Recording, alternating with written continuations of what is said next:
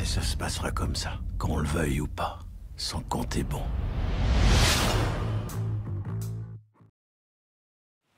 Je vous avoue que j'ai eu beaucoup de mal à vouloir me mettre à cette critique, déjà parce que j'ai eu pas mal de problèmes pour essayer de la poster, et aussi parce que, étant donné que toutes les salles sont prises maintenant en période d'examen, bah c'est très difficile de poster une vidéo alors que t'as pas internet chez toi.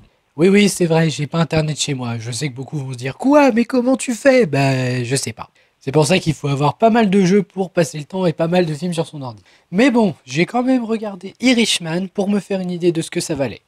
Alors, il faut savoir que Martin Scorsese, honte à moi, je n'ai pas vu beaucoup de films de ce réalisateur. J'ai vu Taxi Driver, qui est probablement un film que je trouve excellent. Mais à part ce film, j'en ai pas vu des masses. J'ai pas vu Shutter Island, j'ai pas encore vu Casino. Je vais me rattraper bien sûr, hein, mais voilà quoi. Juste pour dire, Scorsese, je ne connais pas vraiment sa filmographie. Ah si, il y avait Silence aussi. Mais Silence, on lui reprochait d'être trop long. Comme la plupart des films de Scorsese maintenant que j'y pense. Mais bon, on verra si ça sera le cas avec les autres. Aujourd'hui, on parle de The Irishman, qui est exclusivement sur Netflix et non au cinéma. Dommage, et en même temps, je peux comprendre pourquoi.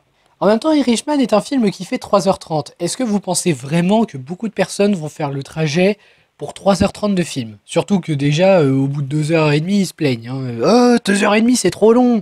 Oui, mais on n'a pas tous la durée d'un film Disney qui fait 1h30, hein. Ou d'un film Marvel qui fait 1h40 ou 50, ça dépend. 2 heures parfois. Enfin bref, malgré tout, j'ai quand même eu envie de critiquer Richman, donc on y va.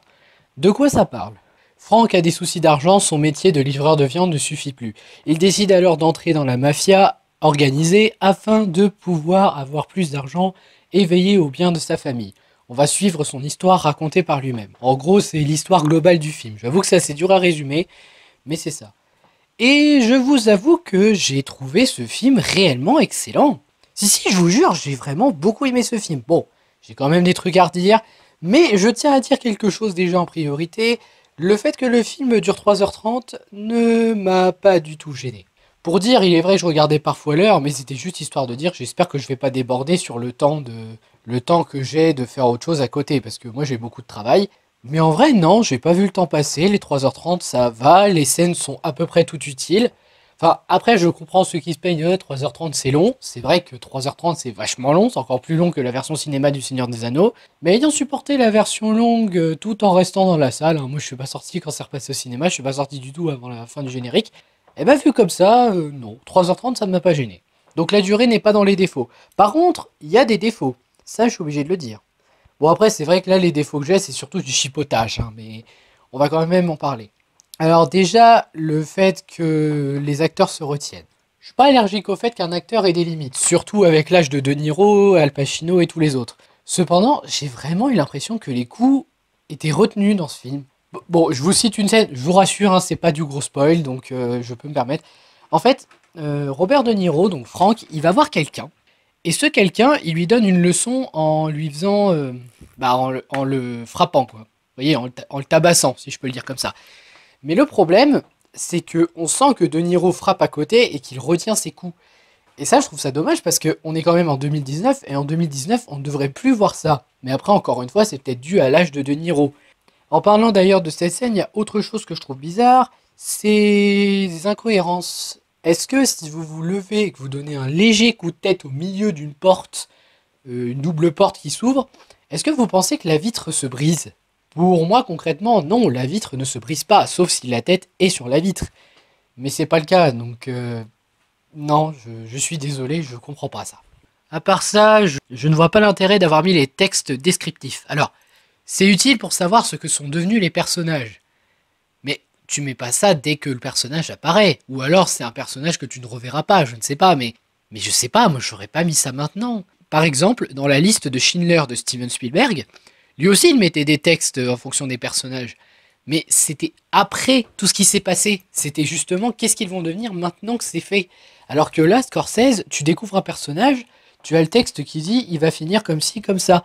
Et moi je trouve ça dommage parce que c'est limite du spoil. Et moi qui n'aime pas le spoil, rappel, ne me spoilez pas sur Star Wars 9. Enfin voilà quoi, moi je trouve ça assez étrange. Bon voilà, ça c'est mon chipotage, mais à part ça, le film est vraiment très bon, hein. Les personnages sont assez bien développés. Bon, par contre, je suis désolé, il y a trop de personnages. Je peux pas parler de tout le monde, alors je vais surtout parler du casting principal ou des personnages les plus importants. Donc Frank, qui est un homme bien, mais qui a décidé de se tourner vers le crime afin d'avoir de meilleures rentrées d'argent. On peut le comprendre quand on se met à sa place, c'est pas le premier homme à faire ça. Et puis, qui ne ferait pas n'importe quoi pour ses enfants quand on les aime? À côté, on a Russell Bufalino, le chef de mafia très respecté, qui justement a amené Frank dans l'organisation. Je pensais que ça allait être quelqu'un de détestable, et en fait pas du tout. Avec Frank, c'est un ami. Vous savez, c'est pas un parrain en mode t'es sous mon commandement, alors respecte-moi. Non, non, c'est vraiment quelqu'un qui respecte tout. C'est vraiment quelqu'un qui respecte son ami. Et ça, c'est beau, parce que je pensais pas que l'amitié pouvait réellement exister en dehors des parrains de la mafia. Des parrains, hein, c'est-à-dire pas des membres des agents, des gardes du corps. On a aussi Jimmy Hoffa, joué par Al Pacino. Je l'ai même pas reconnu. Ah, je vous jure, je l'ai pas reconnu du tout. Lui, c'est un ancien président qui veut se faire entendre des autres et qui a souvent tendance à se méfier des autres. C'est pour ça qu'il ne se fie qu'à lui. C'est un personnage assez intéressant dans son développement, surtout le fait qu'il a fait de la politique, donc il sait un peu comment ça marche et comment attirer les gens. Mais en soi, non, le personnage était assez intéressant à suivre. Puis surtout, ce que j'aime bien, c'est que c'est le seul qui ne se laisse pas faire face aux règles de l'organisation. Mais voilà, je vous en dirai pas plus. Puis je finirai par Peggy Sheeran. Peggy, c'est la fille de Frank. Elle a toujours eu peur de son père et en soi, on peut comprendre. Son père a pas l'air de frapper ses enfants, mais on comprend la peur parce qu'un père violent, ça peut être très dangereux, même si c'est pour notre protection. Donc Peggy, plus on la suit et plus on comprend son point de vue en fait. Y compris ce qu'elle fait après à son père, bah, c'est tout à fait normal. Hein. Faut se mettre à sa place, c'est tout. Qu'est-ce que je pourrais dire d'autre? La mise en scène est assez efficace. Hein. Martin Scorsese, question mise en scène, il s'en sort très bien. Les décors sont très bien travaillés. Le symbolisme est assez efficace aussi. Il y a quelques scènes où il y a des morts qui sont faites par le symbolisme ou avec certains éléments qui représentent certaines choses. Par exemple, je pense à la scène du barbier. Pour instaurer la mort, on est sur des fleurs. Ça, c'est une bonne idée en termes de symbolisme parce que les fleurs, ça peut symboliser la mort, l'autre monde, ça dépend, mais c'est bien. Le casting, alors là, je suis impressionné parce que je m'attendais pas du tout à un casting comme ça. On a Robert De Niro, Al Pacino et on a Anna Paquin, ou Paquin, je sais pas comment on dit. Alors, Anna Paquin, pour ceux qui ne la connaissent pas, je vais dire Paquin, hein, c'est Malicia dans les X-Men, de la Fox.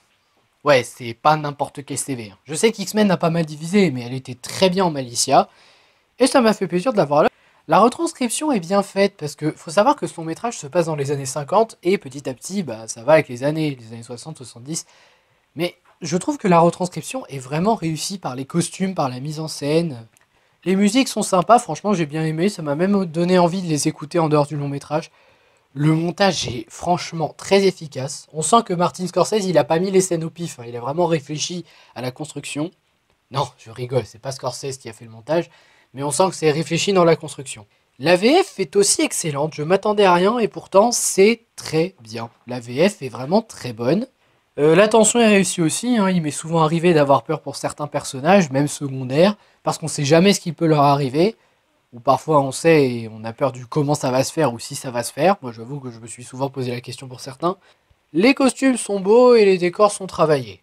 Bon, je suis désolé d'avoir été rapide sur cette critique, mais en même temps j'ai pas énormément de choses à dire sur Irishman. Pour conclure, c'est un très bon film, vraiment, j'aime beaucoup ce film. Mais bah, il m'a pas marqué comme Taxi Driver en fait. Taxi Driver, ça m'avait marqué par rapport au développement, par rapport à l'histoire. C'était intéressant. Là, c'est intéressant, mais c'est pas un film qui m'a donné envie de le regarder plusieurs fois, d'avoir été marqué par celui-là. Donc je sais que je suis assez court avec cette critique, mais en même temps, j'avoue que j'ai pas grand-chose à dire en fait. C'est dommage parce que Martin Scorsese, j'aime bien ce réal, mais j'ai pas grand-chose à dire sur ce film et j'en suis un peu triste. Mais dans l'ensemble, c'est vraiment un très bon film à voir, c'est sur Netflix. Et je le redis, ceux qui se plaignent de la durée, je peux comprendre si c'est au cinéma. Par contre, vu que c'est sur Netflix, vous avez le bouton pause. Donc si vous ne voulez pas le regarder en entier, vous regardez une partie, vous mettez pause, vous faites ce que vous avez à faire, faites à manger, allez aux toilettes, je sais pas. Et après, vous dites le lendemain, tiens, je vais continuer. Et là, vous regardez la deuxième partie. Si vous voulez, c'est un peu comme les films version longue qu'on a, comme Le Seigneur des Anneaux ou même La Ligne Verte, parce qu'il faut savoir que le DVD il est en deux parties. Vous avez la première partie qui vous fait regarder la première partie, Et vous avez la deuxième, c'est-à-dire que le film est divisé exprès pour que vous vous décidiez, vous, si vous voulez le faire ou pas. Et c'est pareil pour Titanic. Moi, personnellement, mon édition, c'est ça. Je le redis, ce film est, ma foi, fort sympathique. Je le recommande aux fans de Scorsese et aux fans de films de gangsters. Par contre, je ne le recommande pas aux fans Disney qui préfèrent les films d'1h30. Je le recommande pas aux gens qui préfèrent les films d'1h30, 2h parce que bah, c'est du cinéma, ça peut aller plus loin qu'1 heure ou 2 heures. Mais en même temps, ça veut dire que vous n'êtes pas fait pour des films de 3 heures. Ça arrive. Donc voilà, c'était une critique assez courte. Je m'en excuse encore une fois, mais j'ai pas eu grand chose à dire sur ce film. J'espère que ça vous aura intéressé. N'hésitez pas à liker, à partager, à vous abonner. Et je vous dis à la prochaine pour probablement la conclusion de saga que je n'attends pas beaucoup, mais que j'espère quand même avoir un bon divertissement. Allez, ciao!